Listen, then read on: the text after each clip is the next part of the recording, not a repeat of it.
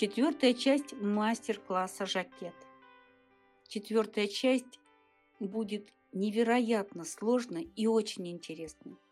Мы погружаемся в создание силуэта вашего будущего изделия. На выбор мы предоставим вам два варианта воротничка. Это V-образный и под горлышко. Два варианта направляющих мотива. Направляющая с пышными столбиками подойдет для начинающих мастеров. И второй вариант, направляющая склон с фестонами, сложный мотив, подойдет для более опытных мастеров.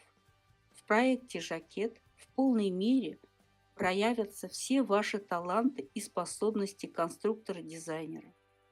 Выбрать силуэт воротничка, направляющих, выбрать планочку с замком молнии или с пуговками. Конечно, преимуществом и помощью станет наличие манекена изделия.